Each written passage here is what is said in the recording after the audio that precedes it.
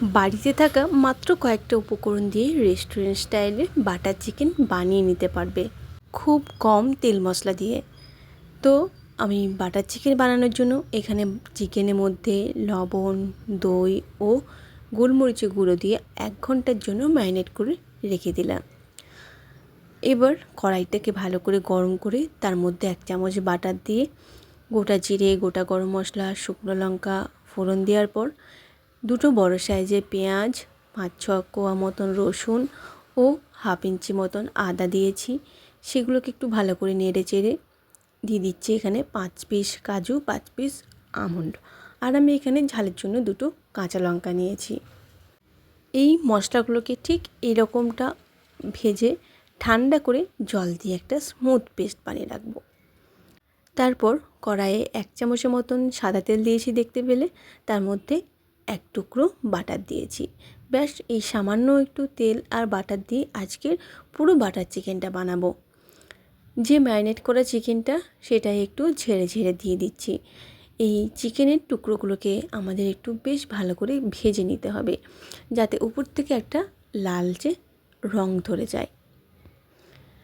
একটু উল্টে পাল্টে নিয়ে আমি ঢাকা দিয়ে দেব, যাতে চিকেনটা একটু ভালো করে বেশ ভাজা হয়ে যায়। ঢাকা দিয়ে দিলাম এই জন্যই, তাতে করে চিকেনটা আমাদের একটু সেদ্ধ হয়ে যাবে। খুব বেশি জল ব্যবহার হবে না যেহেতু বাটার চিকেনটায়, তাই এইভাবে ঢাকা দিয়ে দিয়ে এটাকে কষে নেব। কষতে কষতেই চিকেনটাকে সেদ্ধ করে নেব। সামান্য একটু জল জল আছে, সব জলটাকে শুকনো করে নিয়ে চিকেনটাকে একটু ভাজা ভাজা করে নিয়েছি।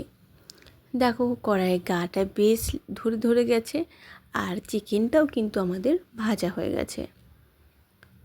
এবার যে পেস্টটা বানিয়ে রেখেছিলাম সেই পেস্টটা দিয়ে দেব।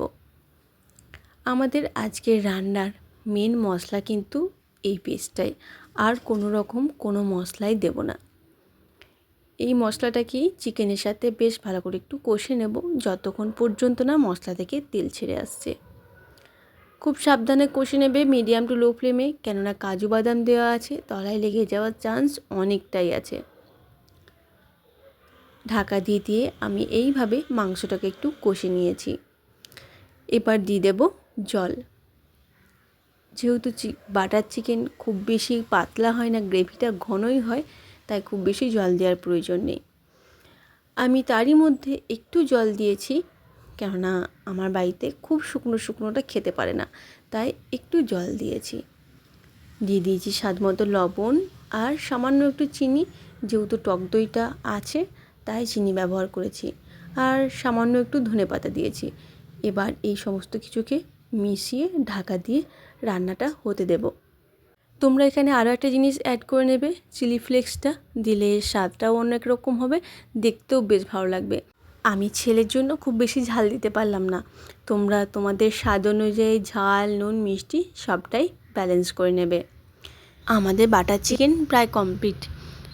নামানোর আগে হাফ চামচের মতো গোলমরিচের গুঁড়ো আর কিছুটা পরিমাণ ধনেপাতা দিয়ে দিয়েছি।